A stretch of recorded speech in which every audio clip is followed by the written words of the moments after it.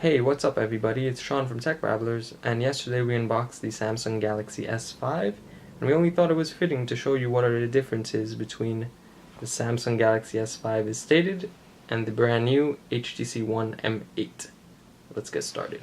When we look at both devices off the bat, we can see big differences. HTC on one hand takes the more refined look and uses a lot of aluminum and high-grade materials to make it seem more classy, while Samsung uses a lot of plastic, where it's not to say it makes the device look cheap, but it definitely doesn't look like anywhere near as nice as the HTC One. Look around the device, we can see on the right side that the HTC One has its micro SD slot, volume rocker. On the bottom, it has its USB port and 3.5mm headphone jack.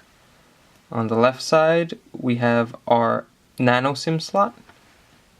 On the top, we have our power button.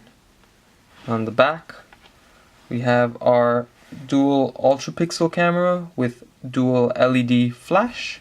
When we take a look at the Samsung Galaxy S5, we already see one big difference is in the front we have our home button.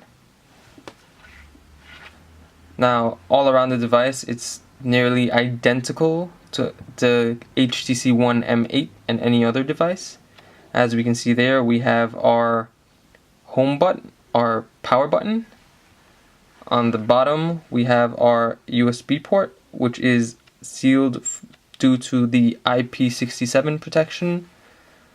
On the left side, we have our volume rockers. On the top, we have an IR sensor and our 3.5mm headphone jack.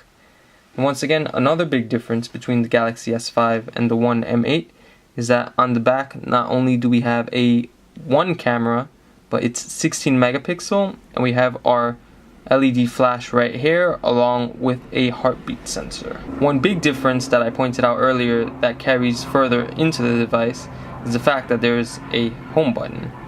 So when we press the home button, it wakes the device. We see right there that we have a menu and back capacitive buttons. When we take a look at the HTC One M8, we can see that to power on the device, we need to actually press the power button located at the top. Once we unlock the device, we see that there are no capacitive touch buttons, and they're only on-screen buttons, which we see there are your home, menu, and back buttons.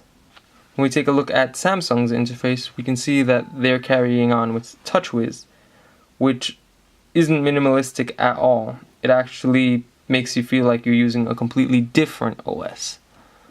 As we can see there, they give Android its own feel. And we wouldn't even be able to tell that we're using Android unless if we were to go into settings. When we look at HTC on the other hand, they take the more minimalistic approach where when you unlock the device, you can definitely tell that you're running something different, but it's not much more in your face than the TouchWiz UI is. When we look, yes, they do have their own little look, but it's not as prominent as TouchWiz is. So there you have it. That's just a first look at a few small differences in between both devices, both physically and in software. If you like this video or want to see more on either the HTC One M8 or Samsung Galaxy S5, please leave a comment down below. You can also follow us on our website at techbabblers.com, on Facebook at facebook.com/techbabblers, or you can follow me on Twitter at Shawn_Shakir. Once again, my name is Shawn from Techbabblers. Thanks for watching the video, and I'll see you in the next one.